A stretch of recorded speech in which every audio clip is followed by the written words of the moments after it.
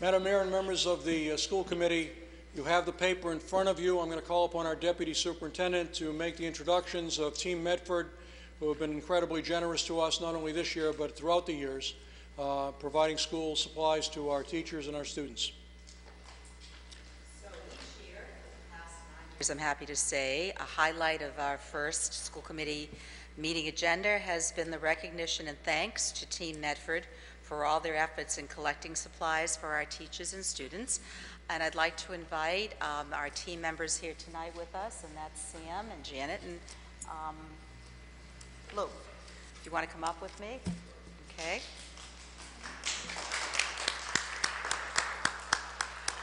As you all know, the supply drive is organized by Sam, who every year contacts my office asking if he can do the supply again this year, and of course the answer is yes.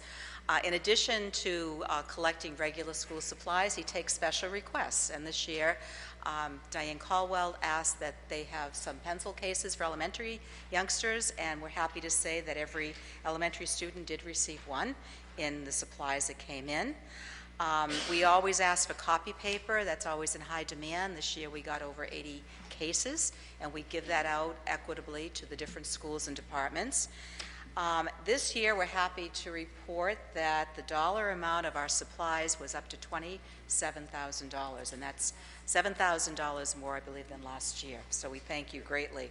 Staples is once again our major sponsor. Joe Rabbo is Team Medford's representatives. He can't be here. I think he's in Italy, and I think those two choices, Medford or Italy, Italy won out on that one. And again, additional donations were collected by Kiwanis, Armstrong Ambulance, Cataldo Ambulance, Courtyard Nursing Home, and the Andrews Middle School PTA. Again, we had supplies delivered to the high school on August 25th. We are deeply indebted to John McLaughlin and his team for getting everything organized so that everything was packaged and ready to go to schools, and principals picked supplies up or had them shipped to their schools by the first day of school. Again, this wonderful effort is an example of how different constituencies in a community can come together for a very positive and powerful result, and we sincerely thank everyone who participated. And I'd like to turn this over to Sam, who obviously is a very favorite person of mine. So, Sam. Thank you so much, everyone. So again, this is an exciting time. Every time June comes, I mean, I had it on my calendar, make sure you connect with Beverly and go through the process. But Team Medford, you know, we've been, I would say, since the merger that occurred back about 1998, the team has been put together with volunteers of multiple departments, employees like Lou and Janet and many others. And we take pride of what we do. We knew that we needed to communicate and connect the community to our hospital, Lawrence Memorial. And the idea came as far as, you know, how do we also connect to the school system? And Back to School Drive was really sort of unanimously everybody energized. And certainly, thanks to Lou, we keep him connected with us because Staples, he has been instrumental in getting Staples to be our major sponsor that's been year after year after year for the past 9 years. So I really, without this team, some of them are here and a lot of them are different meetings at home. We do meet every month and we really have programs, and we're already set up for, you know, Tufts Community Day, the health fairs, and we're also going to be back at the school on the 28th, and we will have Dr. Chandler and a few others because we really want to make sure that Lawrence Memorial Hospital is here to stay, and we have been members of their employees and staff. I have been with the system for 44 years. I know Lou, you've, you know, 44 and 12, so we're all committed, and and I hope, and I know for sure that I will make that call next June to Beverly to try to get even more than 27,000. So again, thank you for allowing us to do this, and we're happy to do it year after year after year. Thank you. Well, on behalf of the entire city, we thank you and the whole team. If I could just list the names of the other people: Nutella Taylor, Courtyard Nursing Home; Derek Marchand, Courtyard Nursing Home; Kelsey Flynn of Armstrong Ambulance; and Meredith Lambrup, also of Armstrong; Jesse Kawa of Hallmark; Mark Nicholas, Cataldo Ambulance, and Paul DeLeva, the principal of the Andrews. Janet Peralt, Hallmark Health. Lou Rocco, who's here tonight from the hospital. Sam is here as well. So, Janet? Wonderful. Thank you all so much on behalf of the students and our entire community. We really appreciate the hard work put in on the kids' behalf. Thank you. Thank you so much. Thank you.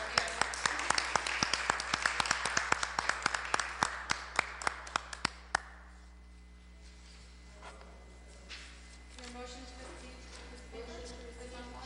And seconded by Ms. Vanderklut. All those in favor? Aye. All those opposed? Papers received and placed on file. Update report on the opening of school year 2016-17. Mr. Superintendent. Madam Mayor, members of the committee, we did give you a preliminary report on August 29th. I'm going to update that this evening and go over a few things that maybe you didn't get at that time. So we've had 8 days of school for the last 2 weeks, and the kindergartners had 4 days of school, and we've had a pretty good overall opening.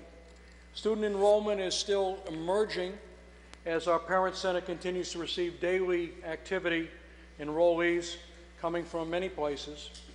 And as of Friday, September 9th, our overall enrollment is at this point in time 37 students less than last year at this time.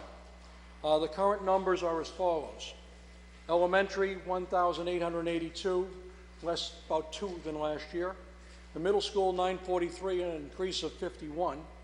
And the high school vocational school, 1365, a reduction of 86. Now, last year's 8th grade class was much lower than the previous class. That explains some of it, but you know, at this particular point in time, I think it's probably on percentage about the same going to the high school.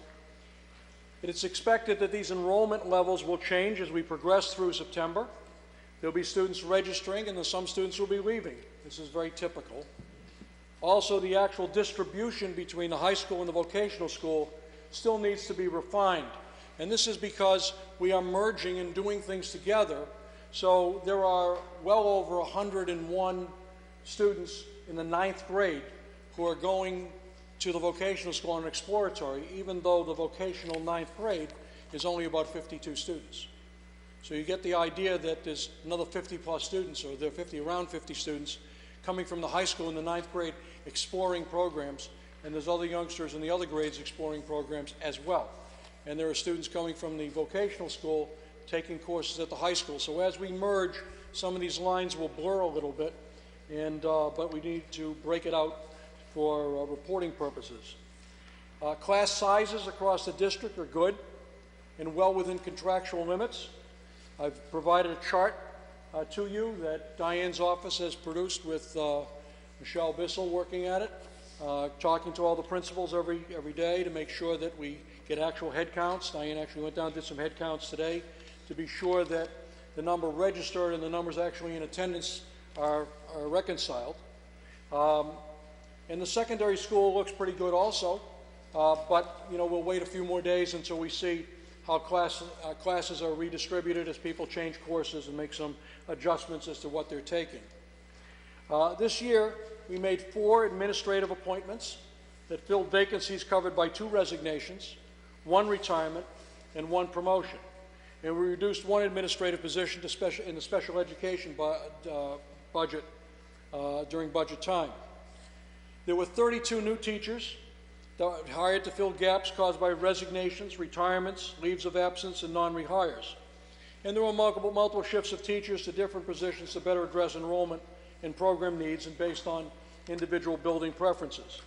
Additionally, we hired a few new positions based on our budget deliberations, including 1 middle school librarian, 1 math coach, 1 middle school adjustment counselor, a behavior specialist, and 3 full-time kindergarten aides from previously part-time aides at the Roberts.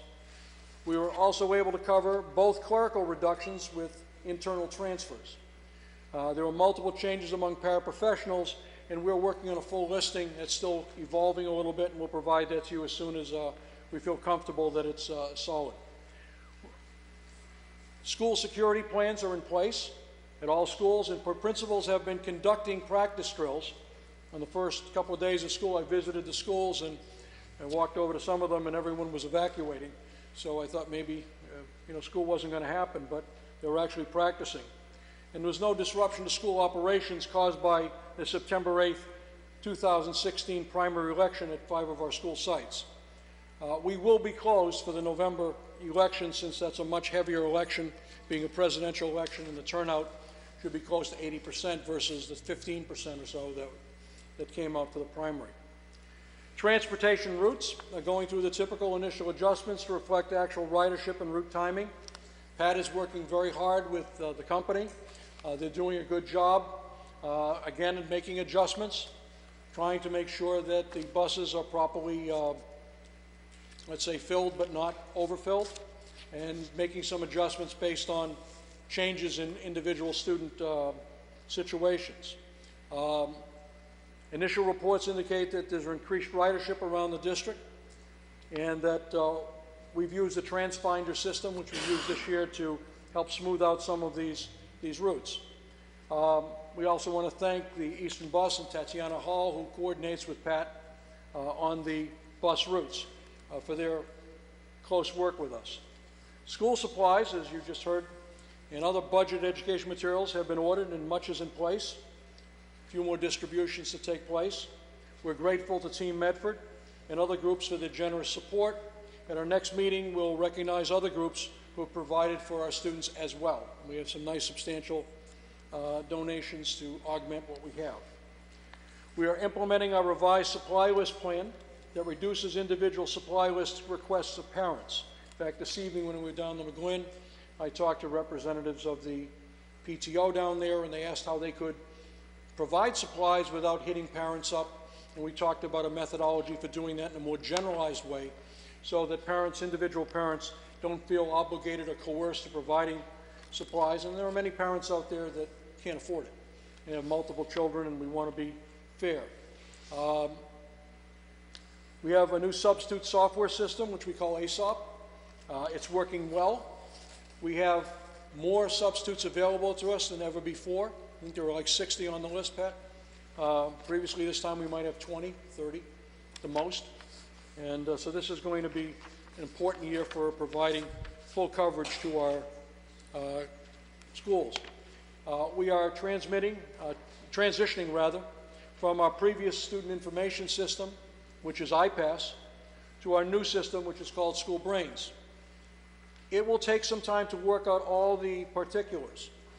Technology glitches are part of what we have to deal with, and we have a meeting on Wednesday to work out some of the information transfer that we don't think went as quite as smoothly as we would have liked it to go, but we don't think it's going to, let's say, create any kind of problems down the road. And as teachers learn to use it, we feel it will reach its optimum utilization.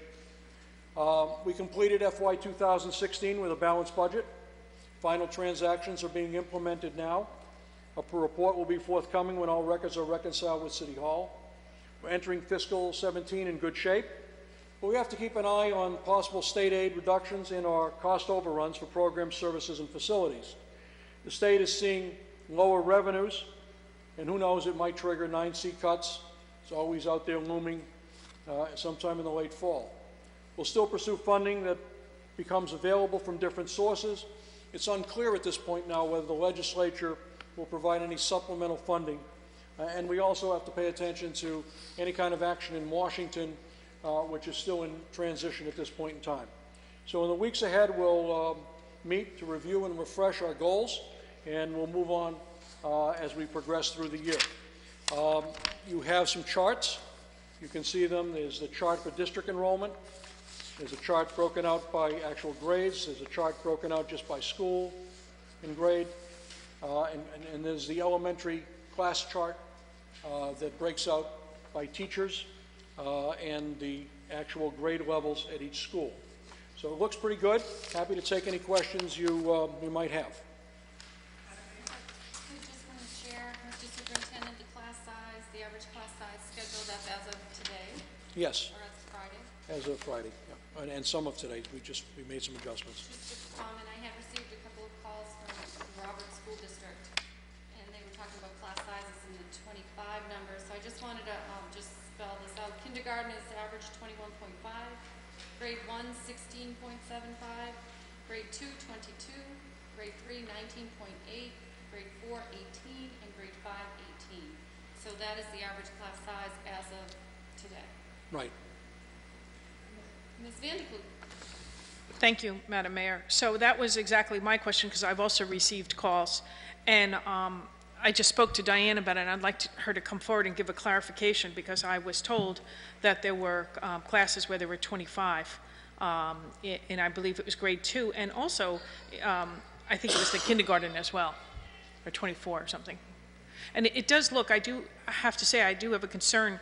If you look at the numbers in kindergarten and look at the numbers in grade 1, it looks like the average class size in kindergarten is higher, quite a bit higher than in grade 1 across the board.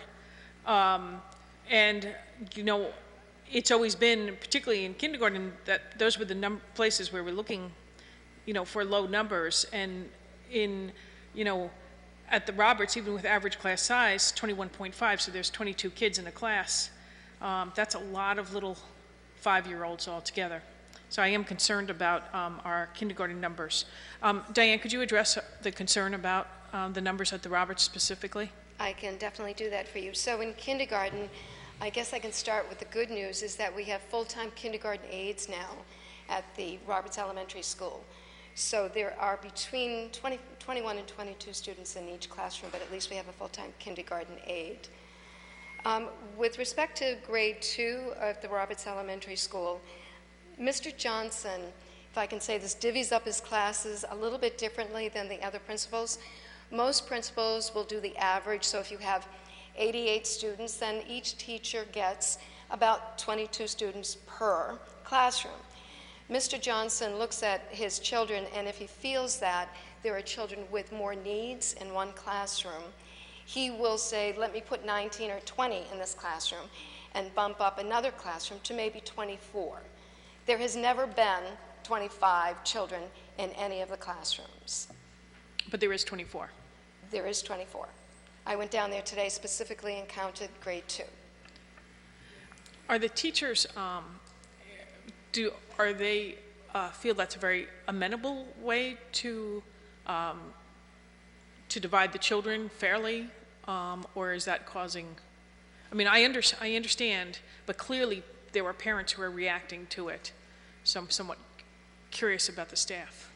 The staff has never complained to me. Mr. Johnson's been doing this for years, so I haven't had any teacher come to me and say that they think it's unfair. I know in the other buildings it's not done in that way, but Mr. Johnson has been doing this for years.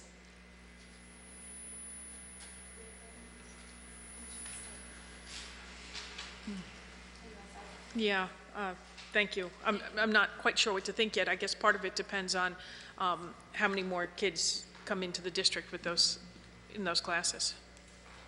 Have you been receiving concerns, Diane, from? I have not received one phone call from anybody yet. And obviously I welcome them because they will call me. But today when I was down at the Roberts School, there was one classroom with 24 students, one with 19, one with 20, and one with 21. So sometimes at this time of the school year, there are children, there are no-shows, children transfer out that we are unaware of, so that could still be happening. So we're just waiting for the dust to settle right now. But there was one classroom with 24, but the others had 19, 20, and 21 today. Okay, thank you. Thank you. Mr. Benedetto. Thank you. So my question is, students that leave the classroom, is there any additional children on top of the 20, 21, 24 coming into the classroom for for other subject matters, or is that the maximum that's in that classroom at any time during the day? You know, I'm not sure. I don't have the answer to that question, but I can find out for you. So let me answer it because I know what you're asking. Those classrooms are for integration of special needs youngsters, and that might happen in a gymnasium, that might happen in an art class, that may happen in some other, let's say, elective type class, but not in the regular classroom. Okay. Couldn't it happen like if a child that has special needs though comes in for English and math and science, but not English and social studies, so it could bump up those numbers even higher? I don't see that at this point in time. Generally, the classes down there, if they've got inclusion, they're part of the original count. What about the ESL students? Same thing. Same And thing. so they're not, then there's not They adding to might, it? they might join for a general activity, but not generally for the regular instruction. Okay, and when they're joined, are the other teachers coming with them? Because if we're Yes. pushing up the class. Yes, they do go with them, The yes. class numbers. Okay, even with full-time aides, in the kindergarten levels, I think that's still high. We put the full-time aides based on the numbers we had, not on these larger numbers. So this is still concerning. I mean, it's better because we do have the full-time aides, but the full-time aides were to help the number we already had in existence. And kindergartners need a lot of extra time and help from adults. I'm just putting it out there. So I feel obligated to say this. We're spoiled in Medford. We are spoiled in Medford. You should see the class sizes around the Commonwealth. We are spoiled in Medford. We are so used to having low class sizes that anytime it peaks a little bit higher, it becomes a major issue in some people's minds. These are very good class sizes for public school. And if you look around the Commonwealth, you won't find better. So I know we'd like to have less, but an additional teacher with benefits and everything is going to cost you in a classroom, cost you another $100,000 for 1 or 2 students. I think that we can adjust the actual instruction. We can ask the principal to carefully review from time to time whether the 24-21 makes a lot of sense. If it really becomes an issue, maybe we can talk about an aide. But I don't think we should be in the business of just simply adding teachers and adding classrooms when we're at this level. It's easy to make the argument, but I can tell you that our class sizes are among the best in the Commonwealth, much better than our neighbors. One more question, please. Okay, so I'm looking at the middle school as well. The Andrews has a 6th grade entrance of 178, and the McGlenn has 148. I know we had a big difference at the beginning of 6th grade last year, and that looks more even now as I look at the 7th grade numbers. But there's 30 more children at one than the other. I thought we were hoping to keep them somewhat equal. Well, remember, some of these are a function of youngsters who do have a need to be in certain schools because of certain, let's say, programs that are at that school, as opposed to others. But, you know, clearly they're close enough, you know, for us to do it, and it's certainly well within the class size limits. In each grade level, 25 students in a class would be 200 students. If you had 25 students in a class, you'd have 200 students in that grade level. So you have 8 classes at each school divided into that number, and that tells you what the class size is.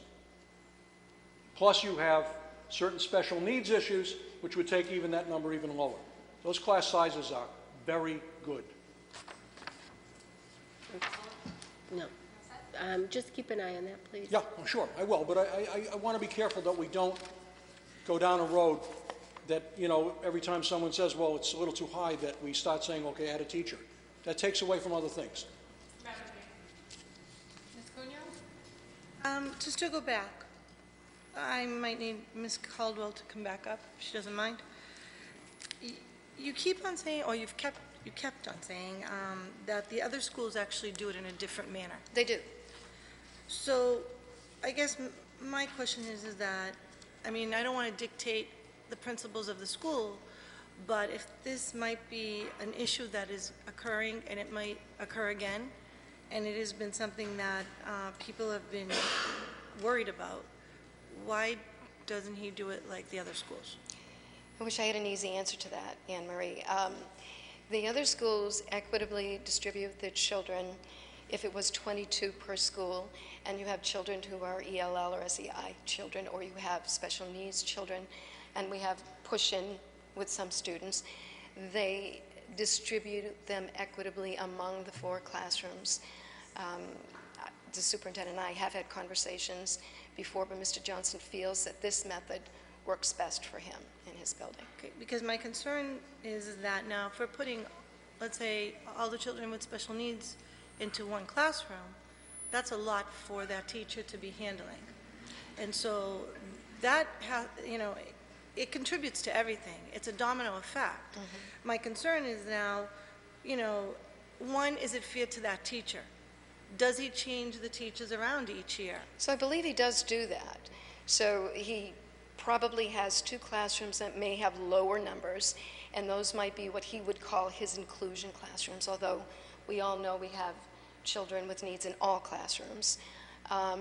So he may put more students with special needs or ELL needs in 2 out of 4 of the classrooms, and he does change them every year. It's something that I think we really need to look at. Again, we don't want to sit here and dictate what the principals are doing in their own schools, but we do have the right to start questioning this. And this isn't the right, I don't think the way this is done is probably thank you, equitable. It's been a very long day. I'm sorry, guys. Equitable, and it just doesn't seem fair to the students. It doesn't seem fair to the teachers. And there's just so much coming on, and I feel bad for that particular teacher. Even though he might be changing each and every year, it's still a lot on that one particular teacher that particular year. So I think that's something that we really need to look at. And the other thing also is to bring up the middle school.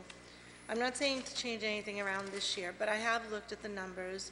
And the Andrews has 178, the McGlynn has 148. I know that it's because of, certain students have to be at certain schools, but it's a difference of 30 students. And I think there was a difference last year also. And I'm not saying to change anything. I'm just saying on the record, I want to make sure that we're looking at these numbers for even next year. Because if this is going to be becoming a trend that, it goes from 10 to 30 and next year might be 50, there might be a reason why so many students now want to go to one school rather than the other. And again, we're trying to keep the middle schools especially very similar to each other, because eventually all these students, we hope, are going to come up to the high school, and we don't want to have any animosity between the 2 schools. If I could just direct a comment to that, a response. I believe the inequity is basically a grade 6. And again, there are a couple of things. First of all, each grade level can accommodate 200 children. So it's not that the Andrews is overcrowded, it's just that more people did opt to go there for grade 6 only. If you look at the 7th and 8th grade numbers, they're more equitable. Right. The second factor is that all of our ELL students go to the McGlynn. So we need to leave space in the McGlynn because those students come in during the school year, and that's where our ELL programs are housed. And we have a lot of kids that come in. So we try to, again, keep the numbers lower at the McGlynn to accommodate those ELL students, because there are no ELL student transferred and goes to the Andrews. Okay. So that's another factor with that, okay? Okay, but that's a huge factor. It is huge, and That's a huge it's very factor. hard to predict.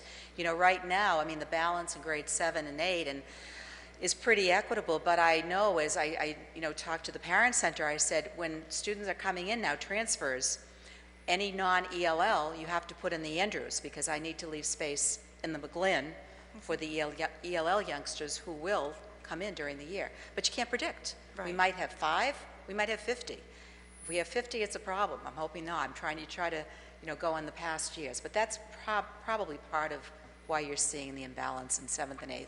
Okay, and then could we just see, like, maybe in a few months from now?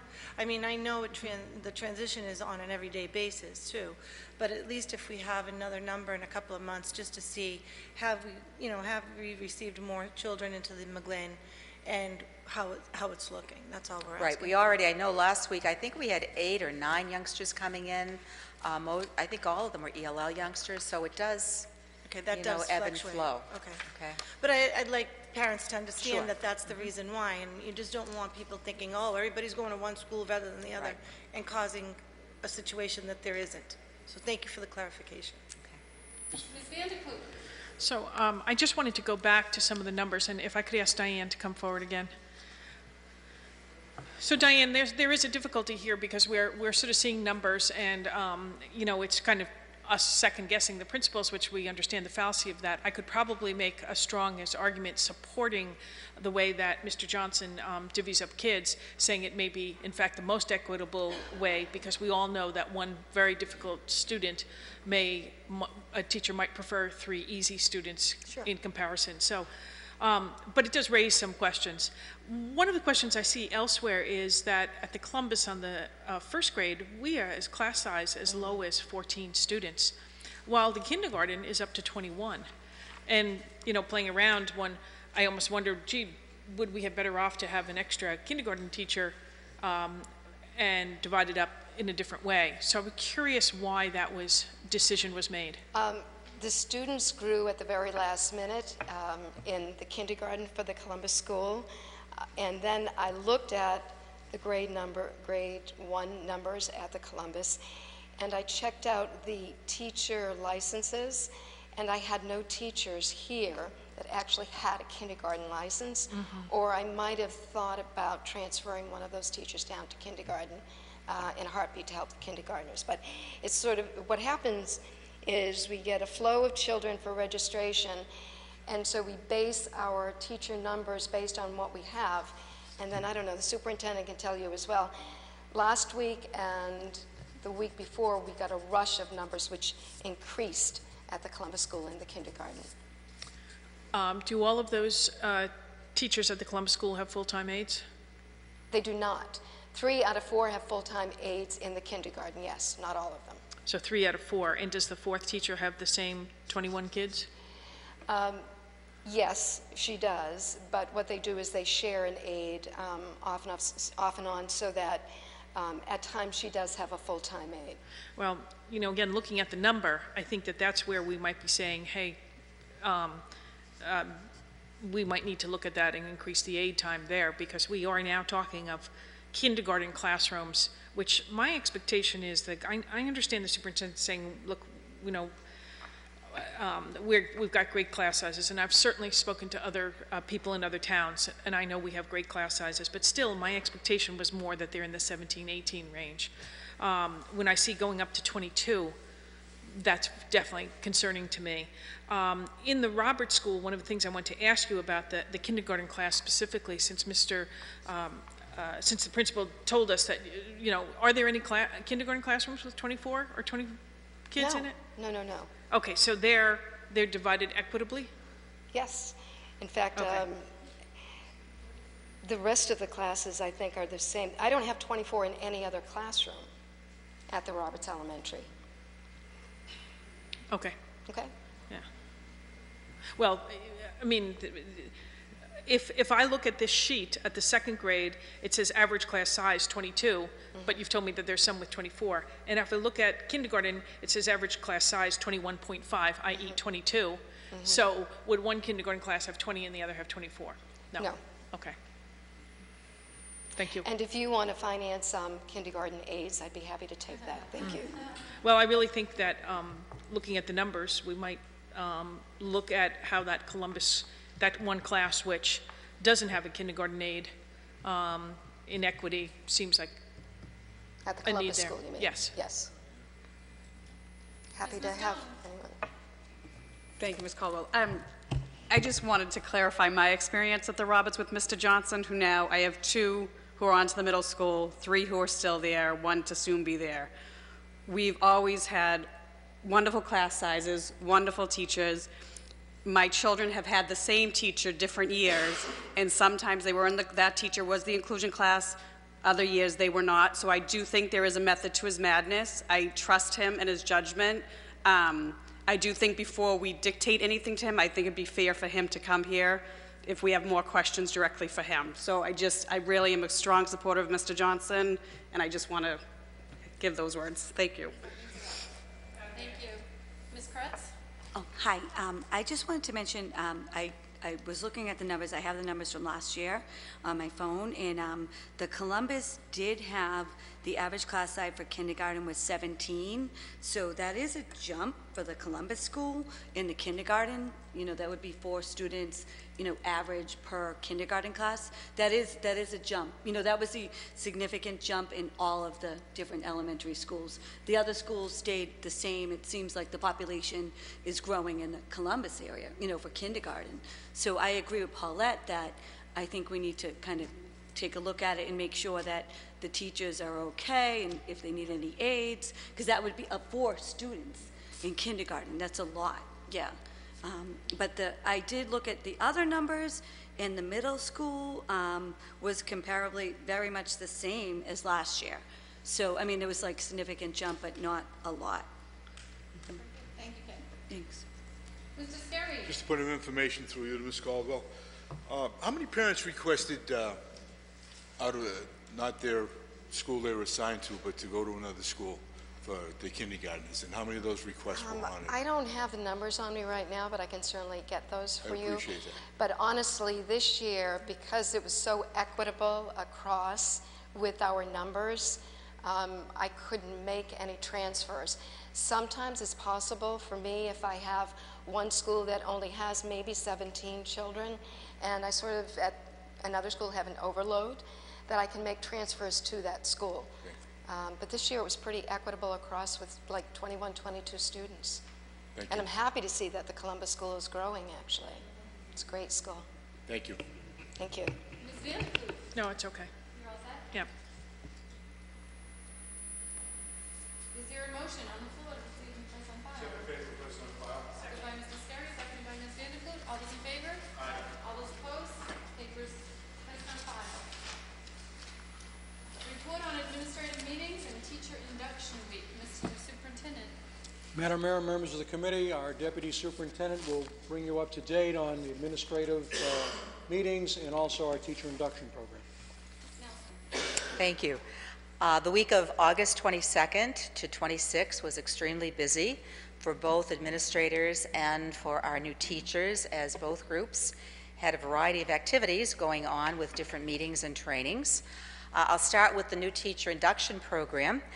This used to be a one-day program, but over the years we expanded to 2 days and 3 days, and now it's 4. There are just so many things that we feel that our new teachers should know about the district and programs that they should know about before they enter the buildings day one, so we do have a pretty expansive program. We have 2 wonderful mentor coordinators. Our mentor program has been in existence for many years. The coordinators this year, teachers Jody Liu from the high school and Donna Lasky from the McGlynn Elementary, and they help myself, Diane, and Bernadette Riccadelli plan all of the activities for the 4 days. We also have a lot of our administrators stepping up to the plate and, presenting different workshops. I know Dr. Riccadelli and Mr. DeLaver did a wonderful workshop on the educator evaluation system. Dr. Perella and Dr. Riccio did a wonderful presentation on professionalism, which was well received by the teachers. And again, the 4 days give our teachers a great opportunity to know our people and programs. The teachers were very pleased when Mayor Burke showed up on one of our days and had a photograph opportunity with the group. And just to kind of give you an idea of how you have the agenda for the 4 days, but how it was received, Dr. Riccadelli did collect and collate the evaluations of the week by the new teachers, and I've included those under new teacher reflections. And you can see day by day, we did the first day do a complete workshop day on technology. All of our teachers, our new teachers, received iPads, and you can see that they were very appreciative of that and the training. You can see that on the other days, they enjoyed learning, meeting department heads, putting names and faces together, which we feel are very important. So if something comes up with special education, they see Kathy Medaglia's name, they've met her. And I think that's important for our new staff. They also felt it was a great time to meet other new teachers, to network. Other remarks, it was warm, reassuring, and welcoming, which makes us happy that we think we're doing something right with this. And just to you can kind of read through, there's a whole lot of different comments. The last day, we focus on school culture and professionalism and the social emotional initiative that our district is so dedicated to. And you can see from the remarks, I learned a lot of valuable tips and lessons pertaining to professional dress for success. And it was a great closing day. And again, this person left feeling confident and encouraged.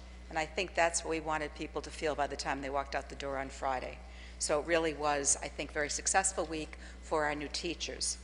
As far as the administrators, we split the week up between allowing administrators to do their own thing in their own buildings and departments. We did have 2 full days of meetings. There are many things that The administrators, we wanted to get them up to speed on. There were several legal issues.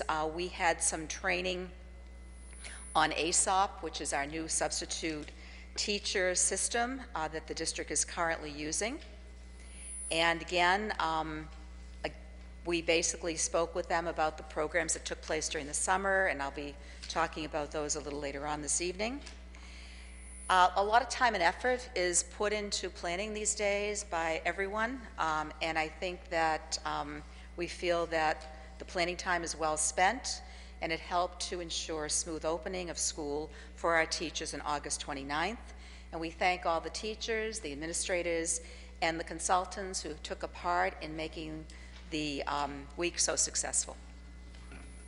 Any questions, comments? Thank you very much, Ms. Nelson. Motion on the floor to receive and place on file, seconded by Ms. Kretz. All those in favor? All those opposed? Motion passes. Report on new state curriculum frameworks for science education. Madam Mr. Mayor and members of the committee, our Director of Science, Rocco Sierra, is here to brief you on that. I'm just going to show you the booklet that contains the standards that everyone's supposed to learn. So we'll make sure you get a copy so you can study that on your home in your own leisure. Meanwhile, Rocco will tell you all about it. Good evening, Madam Mayor and school committee members. Before you have the report for the new curriculum framework for science and technology engineering. The Massachusetts Board of Education approved a new science and technology engineering framework and made the publication available in April. This framework replaces the 2006 Massachusetts framework, STE framework, and articulates some statewide guidelines for science, technology, engineering, learning, teaching, and assessment for the Commonwealth's public schools. The 2016 STE standards, and I'm just going to use the shorthand because it comes up quite a bit in the report, maintain a lot of the content of the prior standards, but there have been some changes over the past 15 years, and there have been some really important things that we've learned about engaging students in STE disciplines for academic programs as well as civic life and their post-secondary opportunities. The following changes, I've broken them up by grade level. There are, the first thing that has changed is that the standards integrate disciplinary core ideas and science and engineering practices. These were two separate kinds of things, and if you look through the standards and compared the two documents, you would notice that the standard itself is written as though there's already an embedded sort of hands-on component into it, whereas the older standards did not have that. In addition, there's another change. Beginning in pre-K and continuing through grade 8, the standards are divided by grade level rather than grade band. And that's a pretty significant change, considering that when we try to coordinate our content instruction from grade to grade, there may be a tendency to teach some of the standards at different, repeat a standard. So this should alleviate some of that and allow for teachers in any district to be able to teach very specific standards. There are also changes which will require district-wide curriculum alignment. For example, the new framework adds 15 standards to pre-K to second grade and 14 standards to the 3rd through 5th grade level. Whereas at the 6th through 8th grade level, there's actually a net loss of 2 standards. While there is some removal and reworking of these standards, there's a net gain of standards at the elementary and middle school level. And that's sort of significant because it goes along with what I would like to speak about later on.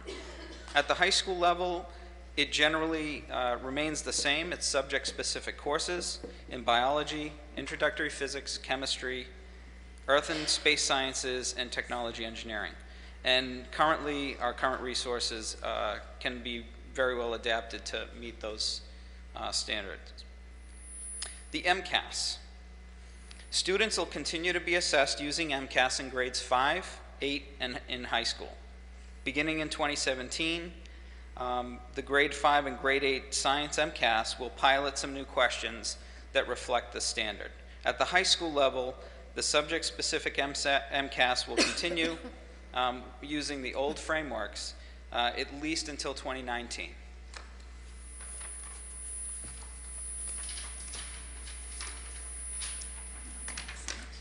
Not sure if it's squeaking because of I know, where I'm it's coming out standing or if it's the sensitive. mic. I apologize for that.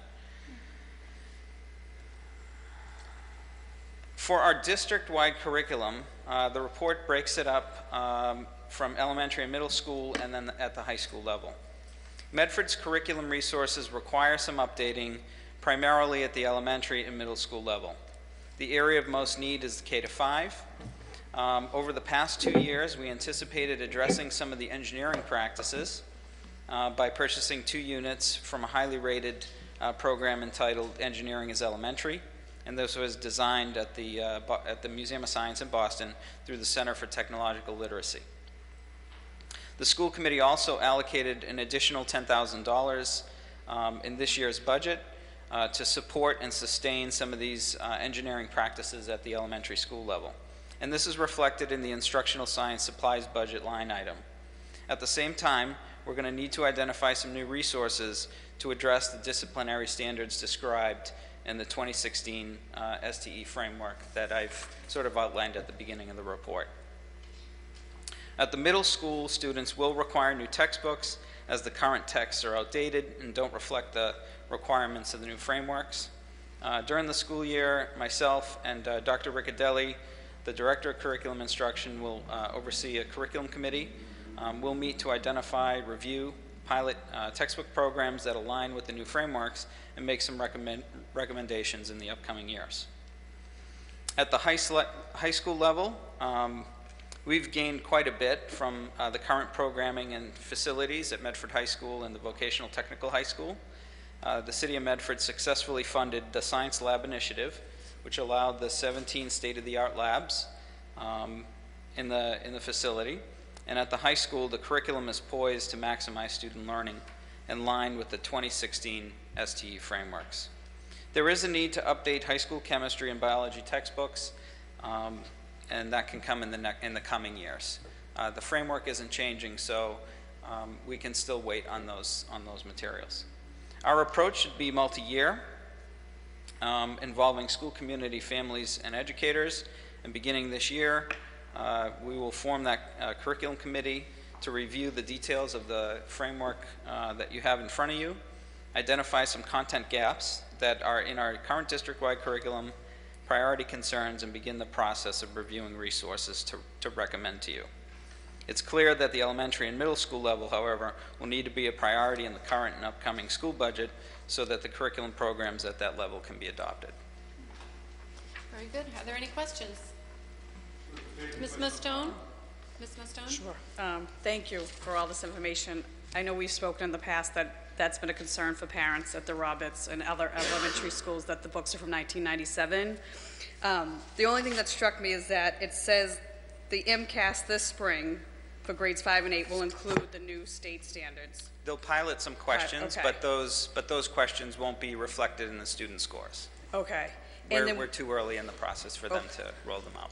And then when you talk about upcoming years and a multi-year endeavor, when do you think actual new textbooks will be rolled out in the elementary schools? Just because parents constantly ask about science curriculum. Right. We're going to form the committee, hopefully pilot some materials as early as possible, and whenever the budget can support it, that's when we'll roll it out. I can't speak to that. It will be up to the committee itself to decide on it. So, if you remember from our budget deliberations, we will be done paying for Envision this year. Right. And then that money will switch over to science at the elementary level. Right, so can we aim for September for new science We would textbooks? look for next spring to put money into the science elementary curriculum as opposed to spending it on Envision, which will be over. Spring. So Yes. September of 2017? Yeah. Okay, Spring. Yep. great. Perfect. All Thank set? you. Yes. There's a motion to receive and place on file by Mr. Skerry, seconded by Ms. Vanderklut. All those in favor? All those opposed? Motion passes. A question on that paper? Mr. Benedetto? Scary. I just want to say, we added a lot of new technology and labs at our high school. Do we have enough equipment and materials? Because I know the materials go quickly in those labs. I just want to make sure that they have the actual enough supplies. So our curriculum supplies are supported by the current budget. We replace anything that's consumable, and then we have some materials that last for many years. For example, if we take the freshman introductory physics, those materials are durable and last for many years. The things that need replacing are maybe batteries and wires and some of the materials that go along with it, and we continually replace that with consumable materials supply budget line item, which the school committee provides. So we're pretty up to date on that, and we also have enough supplies to have students in classes work in groups of 2 or 3, never more than that, in almost all the courses we teach. We've also received a lot of other assistance through grants. We've gotten grants from BioTeach grants from the Massachusetts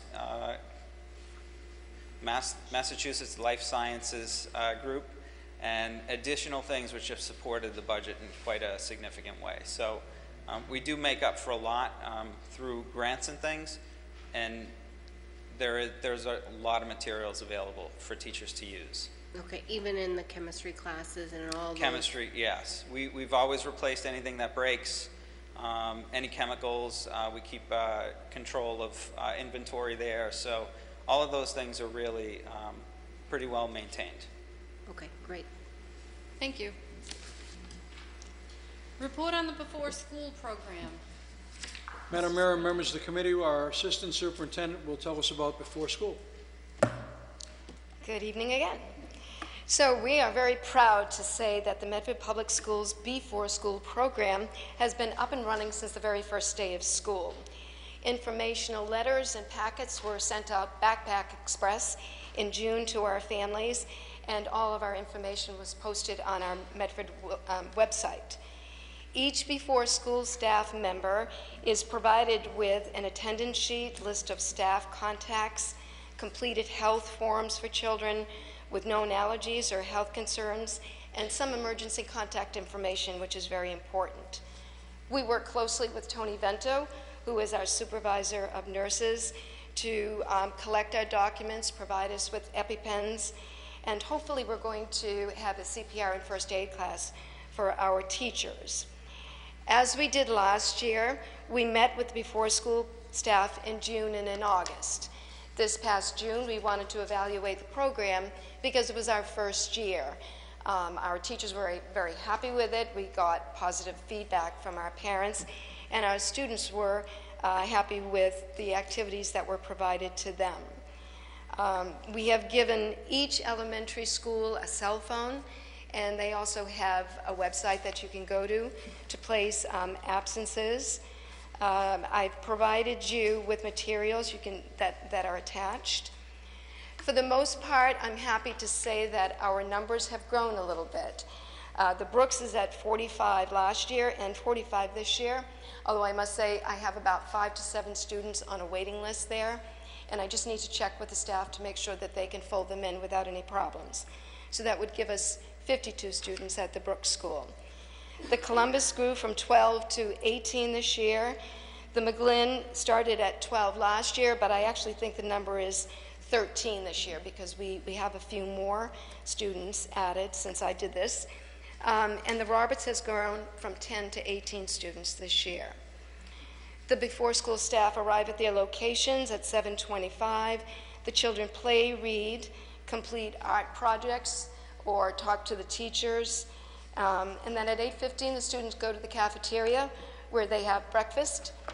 Feedback I receive from parents is that they're very happy that they have a place to drop their children off where they know they're safe. I want to thank Michelle Bissell, who goes above and beyond for me on a regular basis. She works tirelessly on this program. She explains to parents the fax payment system, collects healthcare information that will go on to our lead teachers, and orders any needed materials for our before school staff.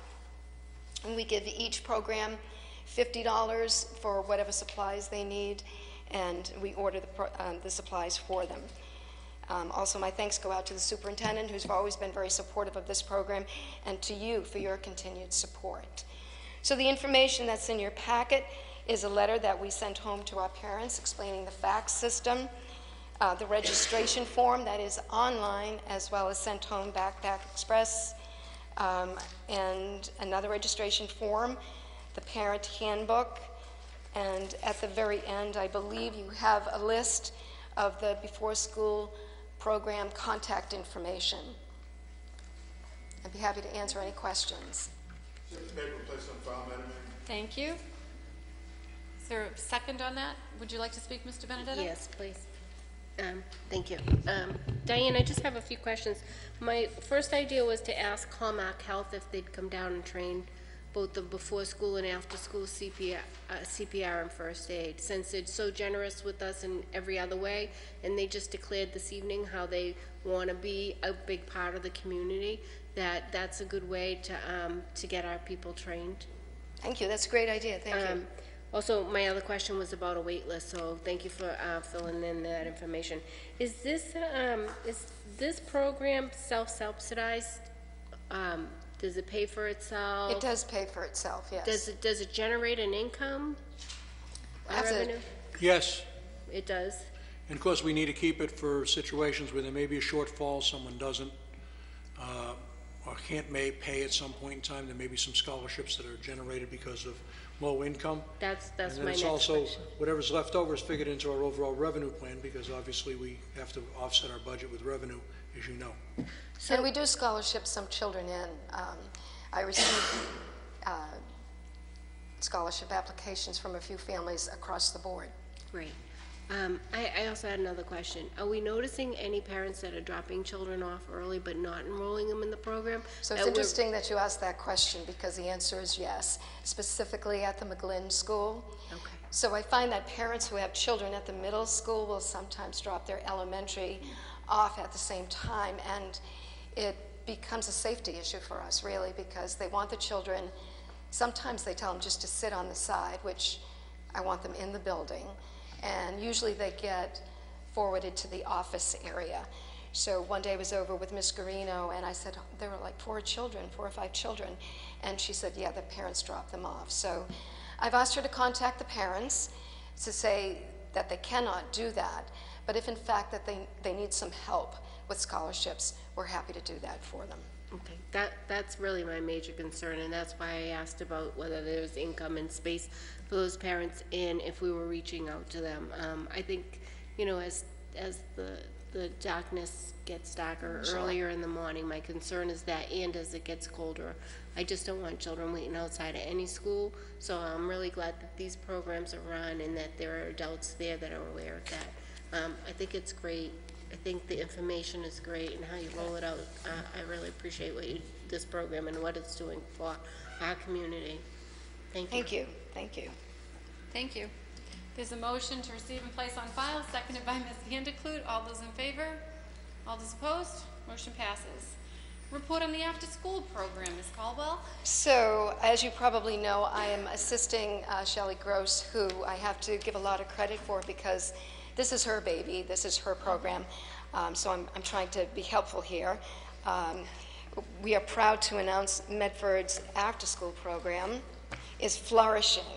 All of our families are grateful and really very appreciative that they have a place to send their children after school, Monday, Tuesday, Thursday, and Friday from 2 to 6, and then on Wednesday it's from 1:30 to 6 o'clock. The children have opportunities to participate in fine arts and computer activities. Our staff understands the needs of each child. Once again, we work very closely with Tony Vento, so she can provide us any health care information on each child. Currently at the Brooks, we have 130 children. And actually, Ms. Veely and I met with the after-school staff today, and DLC Avadi, who is the site coordinator at the Brooks, said, actually, Diane, we have 135 students. And so that's a lot for one school. The Columbus is up to 53, the McGlynn has 74, and the Roberts has 74 students. There are 3 levels of help in the after-school program.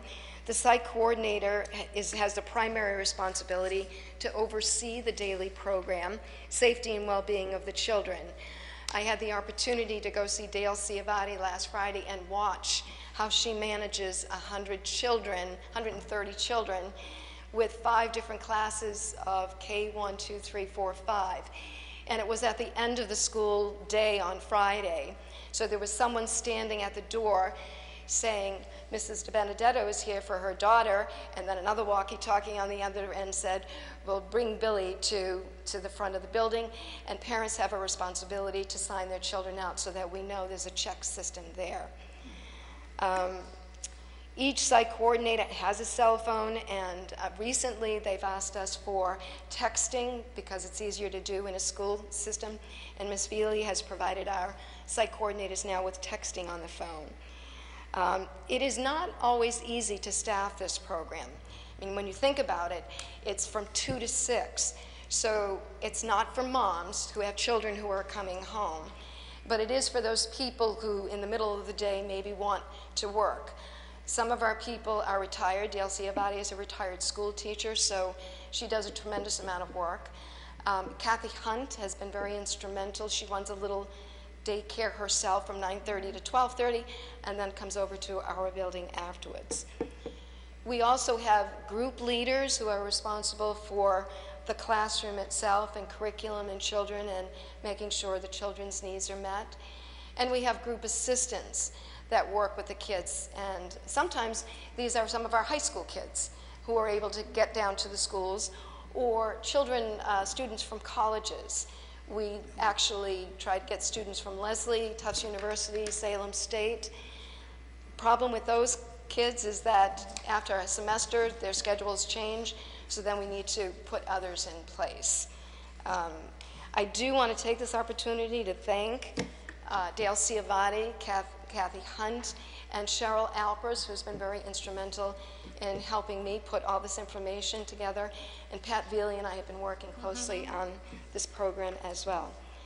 I've supplied you with some information about the descriptions of the different leaders, pre-registration forms, letters, and the number of site coordinators and group leaders at each school.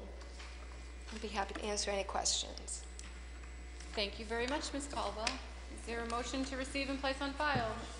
Offered by Mr. Benedetto, by Ms. Vandersloot, seconded by Mr. Benedetto. Thank All you. those in favor? Aye. All those opposed? Paper is placed on file. Report on summer program, Ms. Nelson. Report placed on file. Summer's over. Summer's over, that's it. Motion to, is there a second? There's a second by Mr. Benedetto. All those in favor? All those opposed? It's a motion to place it on file and seconded. Paper is placed on file. Report on new cleaning service contract. Ms. Daly or Ms. Superintendent?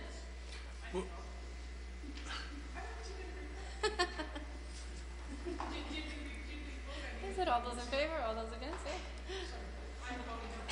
There's a motion on the floor for reconsideration of the vote. All those in favor for reconsideration? The paper's back before us. Please present your summary on the summer programming. Okay, summer programs.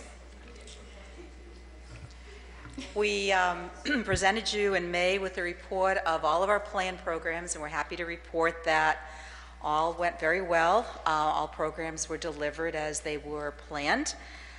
We have, the report I presented here was really put together by the individuals who oversee each of the programs, and they gave you a short little summary of number of students and how the program went, the dates, and so on. Starting with special education, which was prepared by Kathy Medaglio. Basically, this program is for students who are with IEPs that call for summer programs during those months, and over 120 students were enrolled in their programs that were held at the Roberts and Medford High School from July 5th through August 12th. And again, the programming was really based on individual needs of those students. English Language Learner Program, Leslie Trotta, Director of ELL, prepared the information here. Over 90 ELL students, and we had elementary, middle, and high school students participating in a variety of different programs, including the Newcomers Program.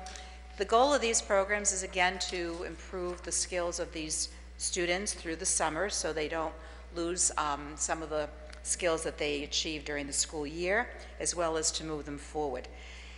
Again, there were field trips that were taken. The good news about this program is it is free of charge because it is funded by a Title III grant. So again, that was a very successful program for those youngsters. The Summer Fun Program, and this report was prepared by Anthony Petrellis, who is directing the program. He's very happy to report this was the 10th year of this program, and it ran for 8 weeks, beginning June 27th until August 15th. And the students are 5 to 12 years old. And again, even though the program has been in existence for 10 years, there were some new twists to this year's program. And Anthony goes on to explain they added a few new elements to the camp. They hired a full-time sports director who helped organize games for the individual groups, as well as prepare scavenger hunts every Friday. So that was another fun activity. They also opened up a camp Facebook page, which helped to keep parents informed about all the activities that were going on throughout the week. And as Anthony reports, overall the year was a success, and he's looking forward to 10 more years and beyond of this particular program. Middle School Computer Science Camp, run by Molly Layden. And again, this is a program that is funded through another grant. And Molly had 15 students completing an app design program. It was held at the McGlynn Middle School from June 27th through July 1st. And the students developed 10 apps that were published in Google Play Store. And the topics of the apps are parks in Medford, healthy eating, and wind turbine and solar panel. So again, those youngsters had an opportunity to really improve their skills in technology. Our regular summer school this year was facilitated by David Blau, who's assistant principal of Medford High School, and Jill Sawyer, who's assistant director of the vocational school. We had over 140 students. This program serves students from grades 6 through 12. And again, it offers basically the core curriculum subjects for makeup. And again, the courses, we run 2 courses, 8 to 10 and 10 to 12. One of the new things that was very successful this year, we had a pilot program, our online science courses. We decided this year that we would try to get more into this type of programming. And so with the help of Rocco Cieri, who looked over the curriculum of the online course and tweaked it so it matched our curriculum more carefully, we basically had students who had to make up science doing it online. And that proved to have a few successful things that we hadn't even thought about. So one of them, for example, is that we actually brought in students from out of district because the district that they were in did not offer the summer program, let's say in chemistry. So we were able to bring in outside tuitions to the program. The other thing, it allowed the students really to have a longer time to finish. You know, when summer school is over, it's over.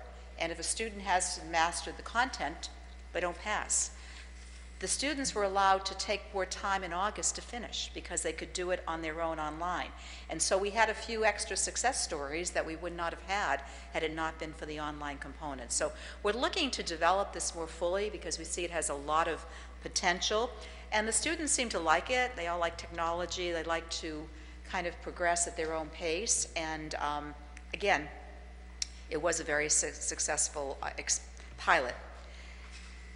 Okay, again, the only thing that we saw we could improve in talking and debriefing with David and Jill is that we need to think of something that is a little different in structure for grades 6 and 7.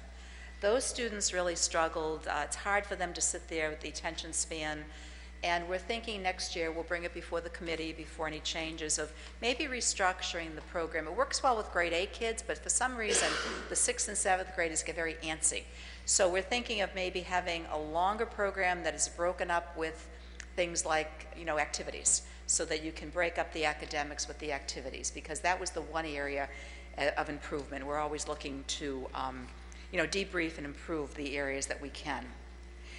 Obviously, one of the best things about the program is that students who didn't get their diploma in June because they were still deficient in coursework can get it once they make up the courses, and we had 12 of those youngsters who did receive diplomas at the end of summer school, so that was very successful. Okay, other programs. Could I just ask you a quick question? Did those Yes. 12 get to walk graduation last June? I have to check. If I'd not, have could we to invite check. them up? Okay, will do. Thank you. Okay.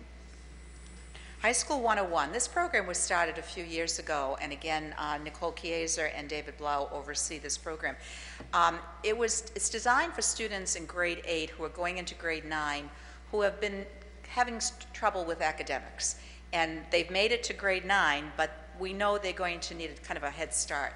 So what we do is there's summer work for all youngsters, all 8th graders, all incoming 9th graders is reading, there's English work, and there is math work.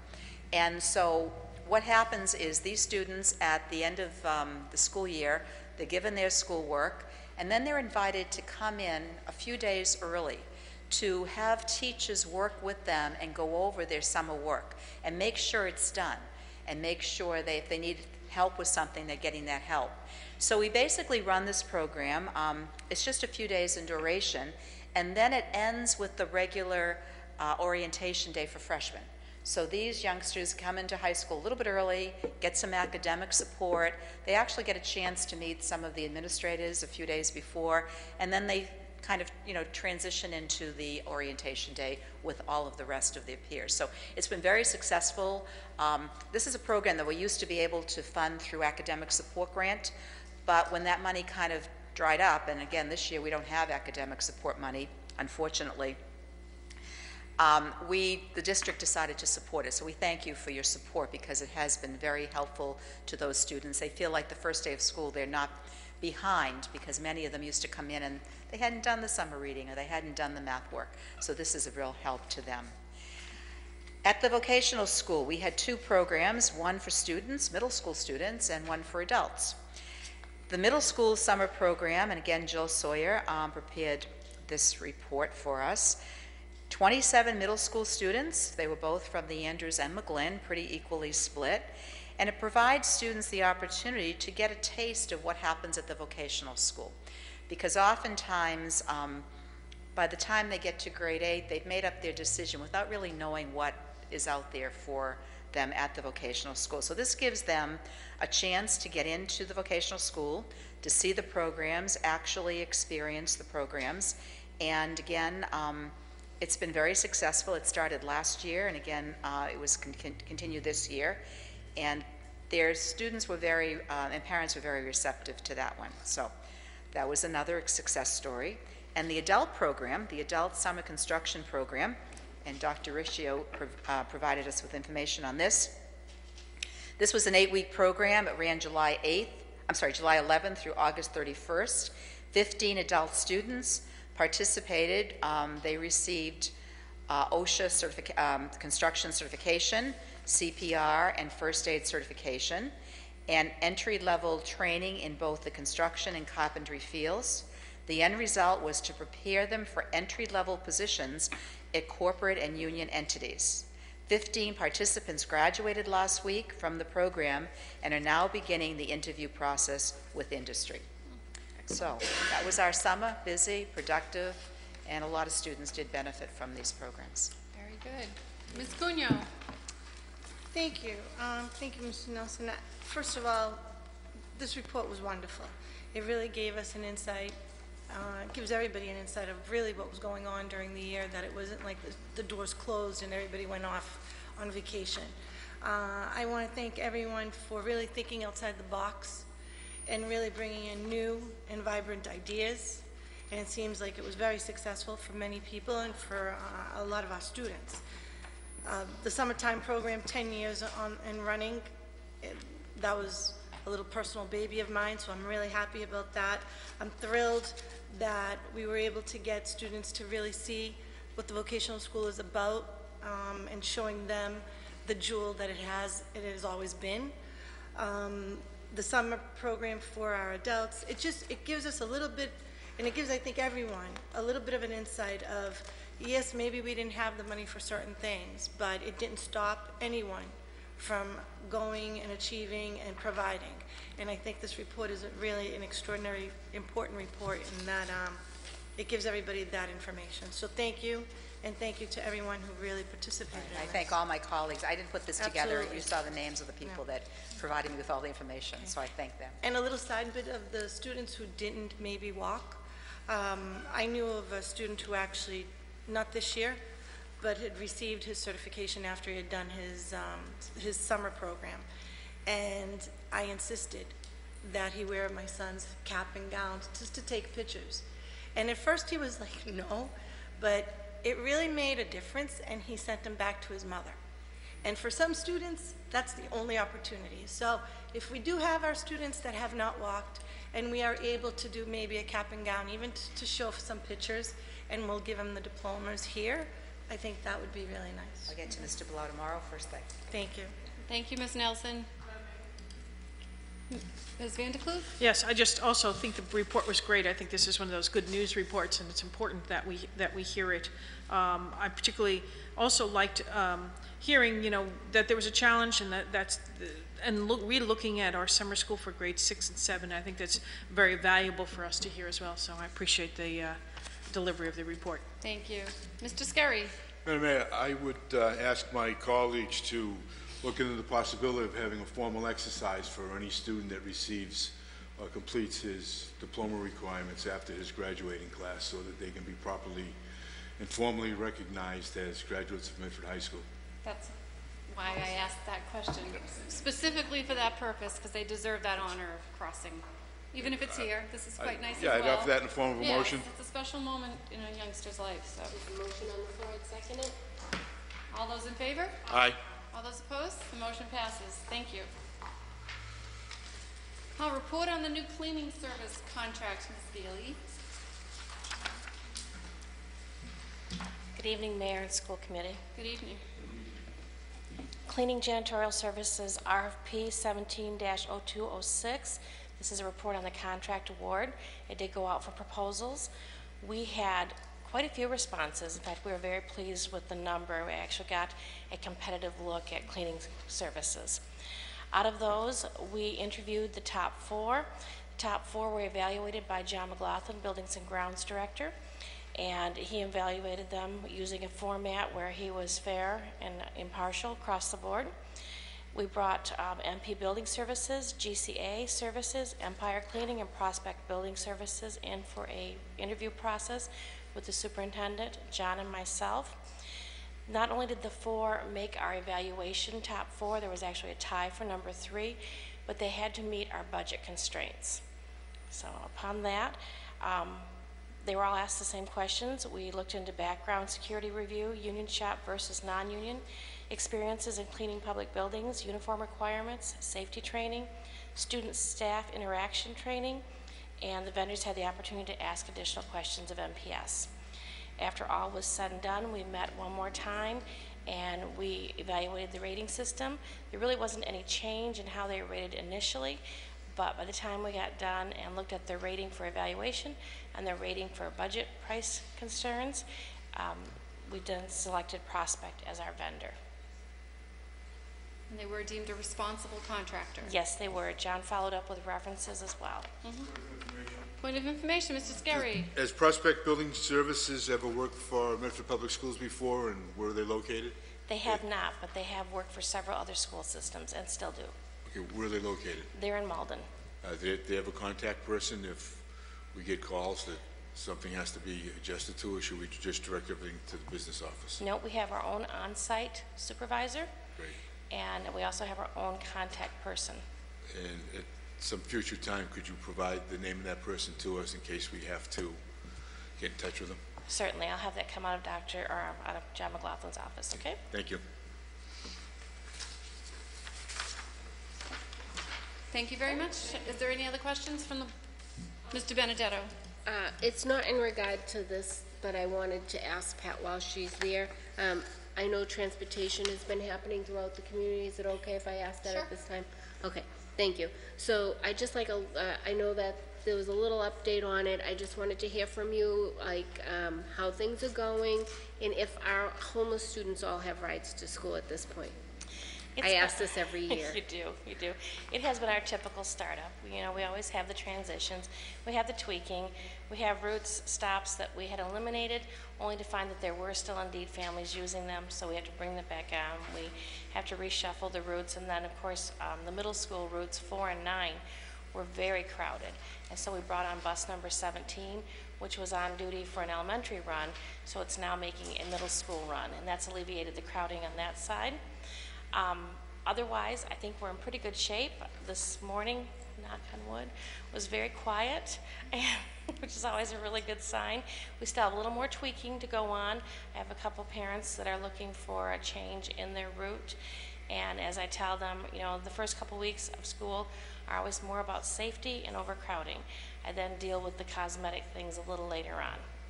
Okay, great. And our homeless students? Our homeless students, it's getting started up. It's a slow process, as you well know. It's about finding out the data, making sure that what we're looking at is the true situation, and then finding out where we need to be sending them to.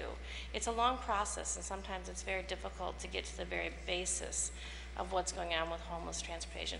But those students that we are successful with at this point do have transport. Okay, great. I just want to make sure that every child's able to attend, no matter where they might be sheltered. Especially if they lose their homes, they really need their school and their community and that stability in their lives. So that's why I always ask that at the beginning there, just to make sure that, I know it's much more complicated and much more expensive than people think. And it's just so important, and it touches my heart when we can't get a child to school. Right. So that's why I ask that every year, and I'll keep asking you over the next few weeks, and as soon as everybody has a ride, please just let me know, and I'll just... I will let you know. And as you know, Medford makes it a priority to take care of our families that do have real need. Right. And I know we do, and it is a process. Sometimes it takes, a month into school to make sure that every child has a ride. In different situations. So, and I want to say thank you to you, because this is a big undertaking at the beginning of the year, as well as getting us informed about all the budgetary things, and I appreciate that effort on the behalf of all of it. All of our administrators do that. I mean, getting up and running is not an easy task, and then you have to look at us and have our reports ready. So I appreciate it. Thank you, Ms. Haley. You're welcome. Thank you. Thank you. Is there a motion on the floor to receive and place on file? So moved, seconded by Mr. Benedetto. All those in favor? All those opposed? Motion passes. If I could ask that someone make a motion that we move negotiations and legal matters to the end of the calendar. So moved by Mr. Scarry, seconded by Ms. Vanderklut. All those in favor? All those opposed? Item 9 is now at the end of the calendar. Old business, appointment of Director, Administration and Finance. Mr. Superintendent. Madam Mayor and members of the committee, after our deliberations and interviews on August 29th, you gave me your input, and this evening it's my pleasure to recommend to you that the Director of Finance and Administrative position be awarded to Kirstine Patterson, who is currently in Southern Middlesex Vocational Tech, and she's here this evening.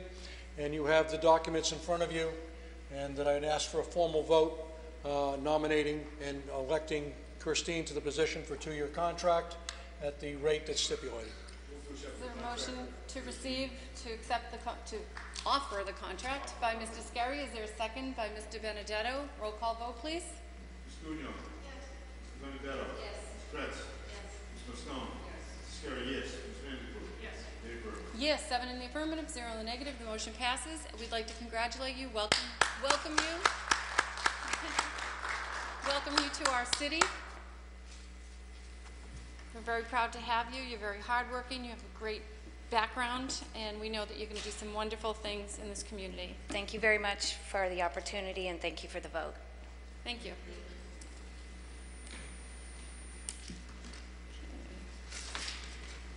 New business, selection of delegates to MASC Fall Conference. Mr. Superintendent? Madam Mayor, members of the committee, every year we select a delegate and alternate to the MASC conference in Hyannis, and it's important that we do that so we can submit it to MASC and let them know, and also to let you know that if you expect to attend, I would like to register you as soon as possible so we can get the optimum rates for the conference and we can move forward. It's an important activity. There's so much going on right now. There's so many changes. There's a new federal law. You need to be involved. I can tell you a lot of things, but you need to have an opportunity to interact with your colleagues in those settings and see what other people are talking about and get an idea of what's really happening in the Commonwealth and the federal government as we move forward with public education. This year is particularly significant. There are a couple of things in front of us that could alter the nature of what we do, especially ESSA, charter schools, other things that could happen. It's important that you interact with your colleagues. So I would ask that you nominate a delegate and an alternate, and at the same token, give me information as to whether you intend to attend so I can make appropriate arrangements on your behalf. Thank you. Is there anyone that would like to be nominated as the delegate? Ms. Vanderkloot. No, I have it at home, but I don't know which of the 3 days the delegate assembly is. It's Wednesday. Wednesday, November 2nd, and it starts at 3:15. Is there anyone that would like to be the delegate? I'd like to be the alternate. Nomination? Excuse me? I'd like to be the alternate. I'd like to be the alternate. Is there anyone that would like to be the delegate? Ms. Cunha? To be honest with you, this is 11 years. It's been 11 years I've either been alternate, well, with Paulette, either alternate or delegate or president of the organization. And to be honest, I don't know about anybody else. If anybody else would love to do this, I would love to see them there. Honestly, I haven't checked my calendar. I know I'm going down. I've been going down for 11 years. But either that or we just check our calendars to see who's definitely going to go, and maybe we'll table this to the following week. Does this require formal vote? We should have one, but we can certainly... But to definitely urge people to tell you if they're going to the conference. I definitely know I'm going to the conference. We don't meet next week. No, we're not meeting next week. The following week, aren't we? It'll be 2 weeks. 26th. Okay. Motion to table this paper pending. I just want to say If you have an though, interest in being the delegate, It's- please submit your names it's ahead very, of time. yeah, but it's very important that you do tell the superintendent ASAP who is Yeah. going down, Yeah. because that way they can Yeah. book the rooms. Yep. Okay? Mr. Benedetto? Just so everybody knows the cost involved in attending this conference. The cost, Mr. Superintendent. Do we have it here? I Could don't you believe it's provide on it this in our- particular, but I'll certainly provide Provide it it to in our next packet? you. Sure. Okay, the motion on the floor that the superintendent provide the cost, and all those in favor? All those opposed, cost will be provided. Motion to table the nomination and selection of delegate and alternate. All those in favor to table? Aye. All those opposed? Take this table. Okay, school committee resolutions. Be it resolved that the Medford School Committee express its sincere condolences to the family of the Honorable John J. McGlynn. His honor was the former Medford mayor, city councilor, state representative, and World War II Ghost Army veteran. He was the devoted father of attorney Jack McGlynn, Jr., attorney Dickie McGlynn, Karen McGlynn Devine, former mayor Michael J. McGlynn, Bernadette Davis, and Kevin McGlynn. If I could just say from the chair, we all know what a champion this man was for our city, as is his family. He will be sorely missed. He gave a lot of advice to a lot of different people, and we're going to miss his face around our city. We also have others. Be it resolved that the Medford School Committee express its sincere condolences to the family of Willard Bill Sampson. Mr. Sampson was a retired school department custodian. He was the head custodian at Medford High School for many years. Mr. Sampson is the father of vocational teacher James Sampson. Be it resolved that the Medford School Committee has expressed its sincere condolences to the family of Camille Mazzoni. Mrs. Mazzoni was a teacher in Medford for 35 years. And be it resolved that the Medford School Committee express its sincere condolences to the family of Robert L. Ryan Sr. Mr. Ryan was the father of District Attorney Marion Ryan.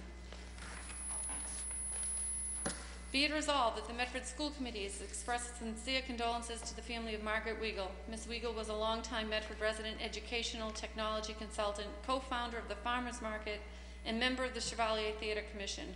She also served on the Medford Public Schools Technology Committee. And lastly, be it resolved that the Medford School Committee express its sincere condolences to the family of Margaret Haynes. Mrs. Haynes was a longtime teacher at the Gleason Elementary School. Also, we know yesterday was the observance of the 15th anniversary of September 11th, so if we could all please rise for a moment of silence on the loss of these Medford residents, former teachers and educators, and also commemorance of 9/11.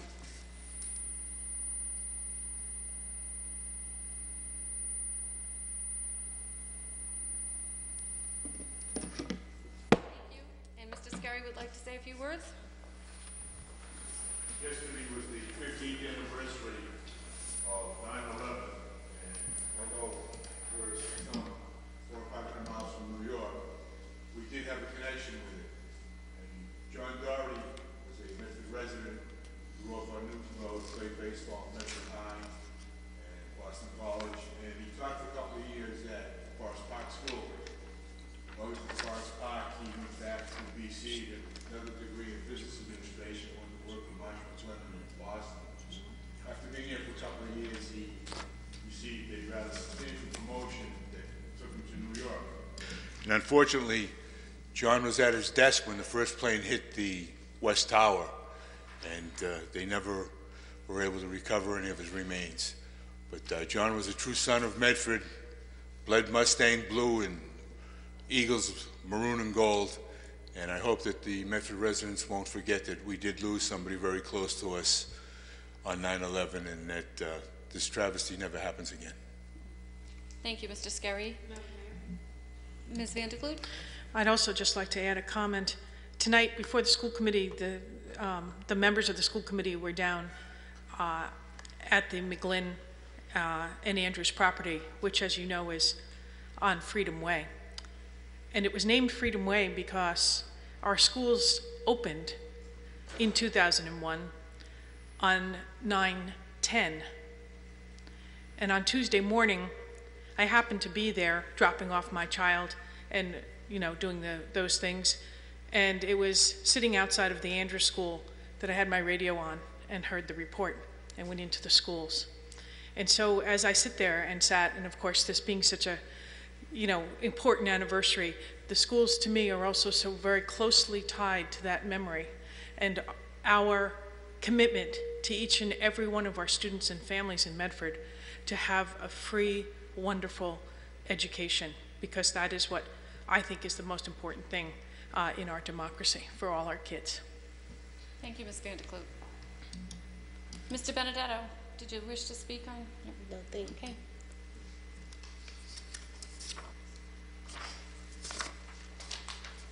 Mr. Superintendent, you wanted to make an announcement in regards to some programming for the school system? Yes, thank you, Madam Mayor. This evening, you've received a packet from our Public Information Office. There are many terrific activities going on in our city over the next couple of weeks. I urge you to pay attention to them because I know you want to participate. I appreciate that Lisa has put all this together for you. And to let you know that there's many events and that, our people will be participating. There's Community Day, there's Tufts Community Day, there's the 25th Crystal Campbell unveiling is September 25th. Campbell is the Crystal Campbell unveiling, former Medford High School student who was lost in the marathon bombing. So there's a lot going on. And I also want to point out to you that the varsity teams are undefeated right now. And anybody who knows that, who thinks that the Patriots win or the Red Sox win yesterday was important on the weekend, the Mustangs winning on Friday night was the most important win of the weekend. We came back and beat Revere 30-28. Great win for our guys, and we're off to a great start. We're looking for number 2 next Friday at Belmont. Excellent. So we'll look forward to it. And also, the boys soccer team traveled to Ludlow. And Ludlow is the perennial state. They've won 17 state soccer championships for boys. And Medford has been in the state championship game 3 times. And each time we lost to Ludlow. You should have lost twice, not 3 times. Well, I played in the first one and we got beat the worst. So I'll take the heat for that. But the reality is this time, for the last 2 times we played them, we've tied them 1-1. The next time we play them, we're going to win. So just so you know what's going on. Excellent. All right. Thank you. Ms. Cunyo? Just to piggyback on what the superintendent said, again, I want to congratulate the Medford football team. It was a great night. It was a great community night. It was a beautiful weather night. Our cheerleaders did an amazing job. The marching band did an amazing job. And our new organization that's out there that's kind of taken over a little bit of the old pep group that we used to have are now called the Staying Gang. And it was just a great, great night. But with that being said, first of all, definitely if you have the opportunity to go on the website, it's mpsadvantage.education. Please go on. It shows and tells you everything that's going on.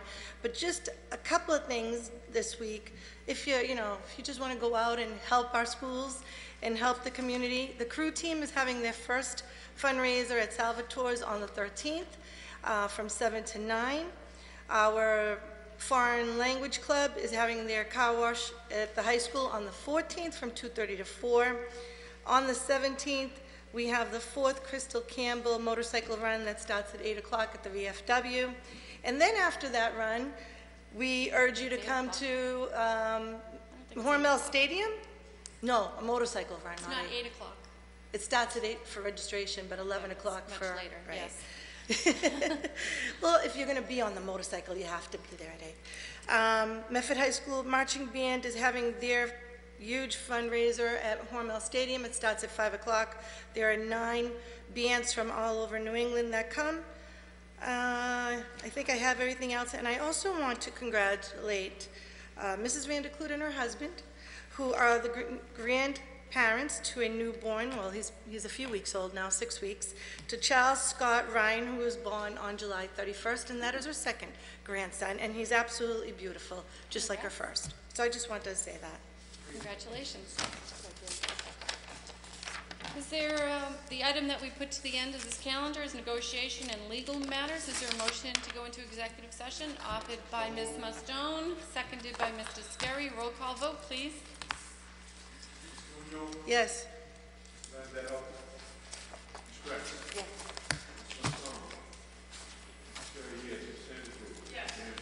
Yes, 7 in the affirmative, none in the negative. We will now enter executive session. We should announce that we may come out to vote a contract.